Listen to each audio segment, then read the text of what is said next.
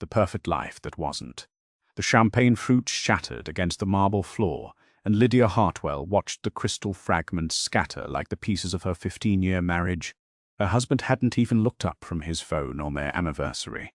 In the penthouse, she decorated with her own hands, wearing the dress she'd bought, hoping he might notice. But Victor Kane never noticed any more. Not her tears, not her effort, not the woman slowly disappearing in front of him. Tonight, something inside Lydia finally broke alongside that glass, and for the first time in years, she wondered what would happen as she stopped trying to hold everything together. If you're watching from a city where women rebuild themselves stronger than before, drop that city name in the comments. I want to see how far this story travels. And hit that like button, because Lydia's journey is just beginning and you won't believe where it goes. The storm hit Chicago the way storms always did in October. Sudden, violent, and without apology, rain hammered against the floor-to-ceiling windows of the penthouse apartment on Lakeshore Drive. Each drop racing downward like tears the glass couldn't hold back. Lightning split the sky over Lake Michigan, illuminating the darkened city in brief, stark flashes that made everything look like a photograph. Frozen, lifeless, caught in a moment that couldn't last. Lydia Hartwell stood in the kitchen, her hands trembling as she adjusted the candles on the dining table for the third time. Everything had to be perfect. It always had to be perfect.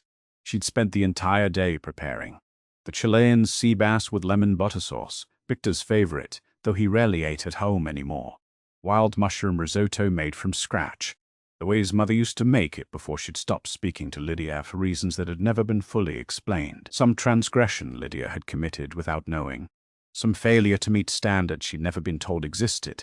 A chocolate torte from that bakery in Lincoln Park, the one she'd taken the train to because Victor's driver had been unavailable again.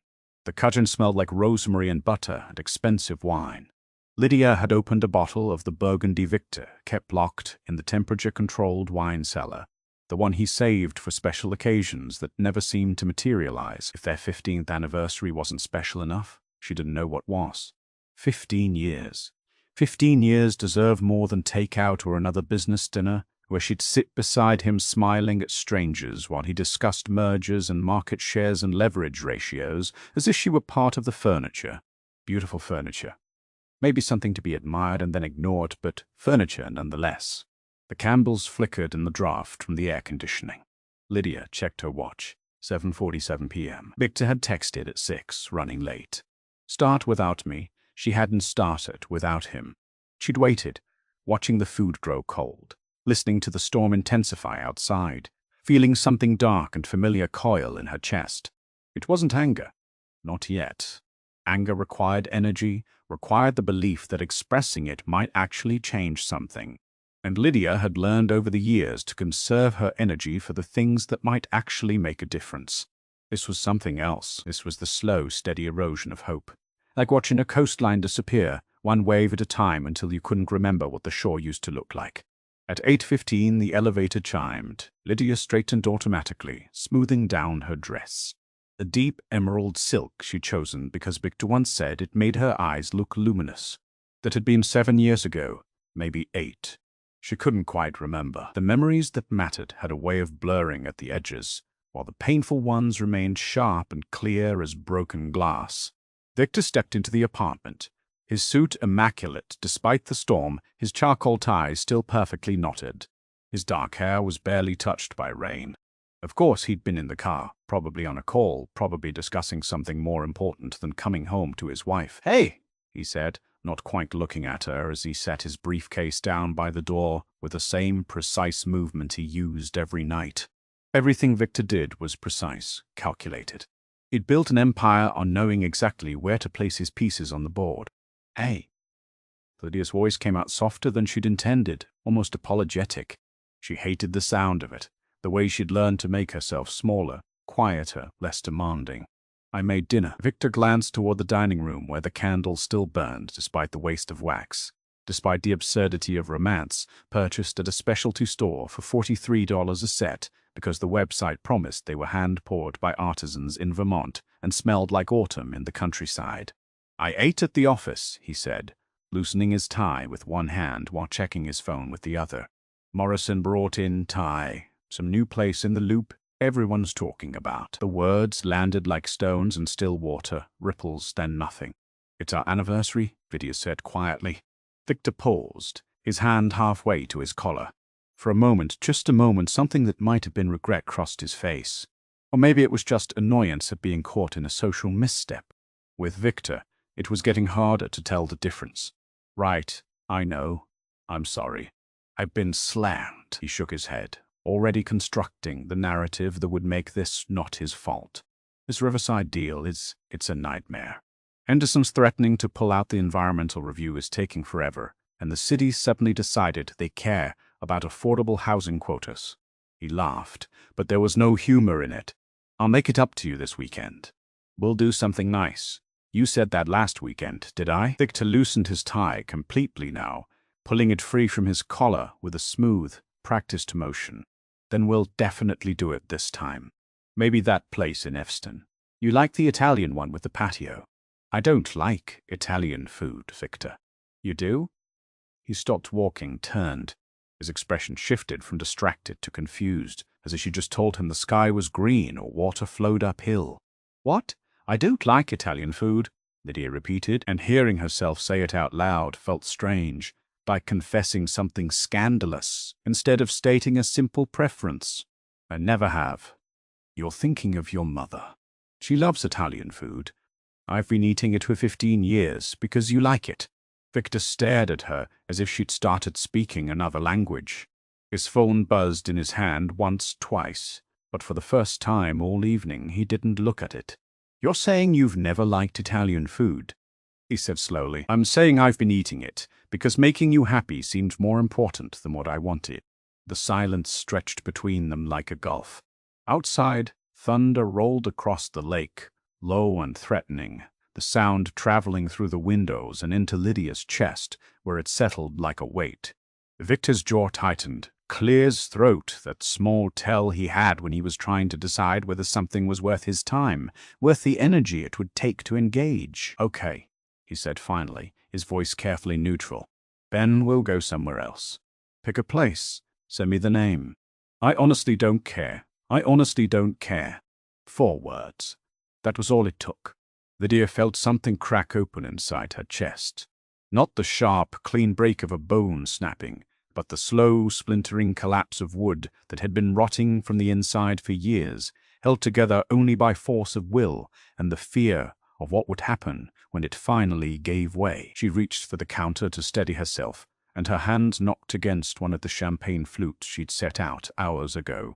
The expensive crystal ones they'd received as a wedding gift from Victor's Aunt Margaret, who died 3 years ago without ever knowing her nephew had stopped drinking champagne because it gave him headaches. The glass fell. The crystal hit the Italian marble floor, the marble Lydia had chosen from a quarry in Carrara, spending weeks reviewing samples, until she found the perfect shade of white, with just the faintest veins of grey. And it shattered with a sound like a small explosion. Pieces scattered everywhere, under the table, across the floor, glittering in the candlelight like tiny, accusatory eyes. One fragment skittered all the way to Victor's feet, spinning twice before coming to rest against the toe of his $1,500 Oxford. Victor didn't move, didn't ask if she was okay, didn't bend down to help pick up the pieces or offer to get the broom or do any of the small instinctive things a person does when someone they love is surrounded by broken glass. He just looked at the mess, then at her with an expression that might have been annoyance, or might have been nothing at all. The blankness was worse than anger. Anger would have at least been an emotion, a sign that he felt something, anything. I'll get it later, Lydia whispered. Yeah, okay. Victor turned back toward the bedroom, already dismissing the moment, already moving on to whatever was next on his mental checklist. I need to shower. I have a 7:00 a.m. call with the Singapore office, and then he was gone, disappearing down the hallway toward the master suite, toward the bathroom with a rainfall shower and the heated marble floors and the towels Lydia had special ordered from some boutique in Paris, because Victor once mentioned in passing that he preferred Egyptian cotton with a specific thread, count. Lydia stood in the kitchen surrounded by broken glass and cold food and candles that wouldn't quit burning no matter how much she wanted. Everything to just go dark. She didn't cry. She'd stopped crying years ago. Or maybe she'd just forgotten how. The way you forget how to speak a language you haven't used since childhood. Instead, she walked carefully around the shattered crystal to the dining room, her heels clicking against the marble with each step, and sat down in the chair she had never once used to eat alone. The storm raged outside, battering the windows, making the whole building sway just slightly, a movement you couldn't see, but could feel if you paid attention, if you were still enough. Inside, Lydia felt nothing but a terrible, clarifying silence. She woke the next morning to an empty bed. Victor's side hadn't been slept in, which meant he'd taken the guest room again. It used to bother her those nights when he couldn't even pretend they still shared the same space, when the distance between them became literally architectural, walls and doors and the cold comfort of separate mattresses. Now it was just routine, easier than negotiating the vast, uncomfortable territory of a king-sized bed built for intimacy they no longer knew how to perform.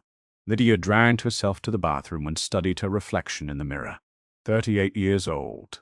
Still beautiful, people said, though the compliment always carried the weight of surprise. Still beautiful, as if youth were the only currency that mattered, as if she'd somehow cheated time by maintaining her cheekbones and the green eyes Victor had once written poetry about. Bad poetry, she'd discovered. She'd found the old letters last year while organizing his office for the cleaning service, tucked in a drawer beneath tax documents and mortgage statements. Your eyes are like emeralds in a sea of light. Your laugh is music that makes my soul dance. She'd laughed out loud when she read them, a sharp, bitter sound that had echoed in the empty room.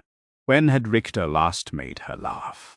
When had he last looked at her long enough to notice the color of her eyes? She showered under water hot enough to hurt, then dressed in tailored black pants and a cream silk blouse. The uniform of invisible elegance. She perfected it over the years. How to look expensive and unobtrusive at the same time. How to blend seamlessly into the background of Victor's life without disappearing completely. Except she had disappeared. That was the whole problem. Downstairs, Victor was already gone. A note on the counter written in his efficient, angular handwriting. Meeting in New York back Thursday. Bon men, love Victor. Not even see you soon or take care or any of the small pleasantries people offered when they left the people they supposedly loved. Just an initial like she was his assistant, and this was an office memo about a schedule change. Lydia crumpled the note and threw it in the trash, watching it land on top of the eggshells and coffee grounds from breakfast she hadn't eaten. The penthouse felt enormous around her. 4,000 square feet of white walls and designer furniture and carefully curated art she'd chosen from galleries Victor never visited. She poured herself into this space, every lamp, every throw pillow, every book on the custom shelves that lined the library wall.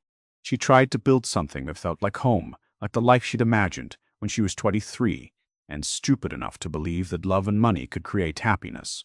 But you couldn't build a home out of objects. You couldn't design intimacy with the right shade of gray, or the perfect mid-century, modern credenza, or the vintage Moroccan rug you'd found at an estate sale and had shipped from an auction house in London. The phone buzzed against the counter. A text from Rachel, her best friend since their sophomore year at Northwestern. Coffee? I'm working from home today. Come save me from spreadsheets and existential dread. Lydia hesitated, her thumb hovering over the screen. Rachel was the only person who knew the truth about her marriage, or at least some version of it. The sanitized version Lydia could stand to say out loud without feeling like she was betraying Victor or herself or the life they'd built together. But maybe that was the problem.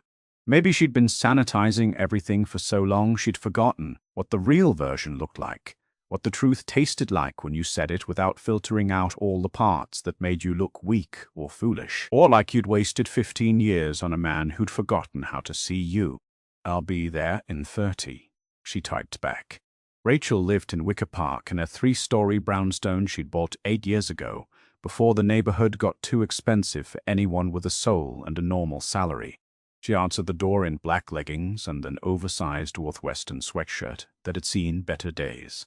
Her curly auburn hair piled on top of her head in a knot that defied both gravity and logic. You look like hell, Rachel said immediately, stepping aside to let her in. Good morning to you too. I'm serious. You look like you haven't slept in a week. Rachel closed the door and followed Lydia eye.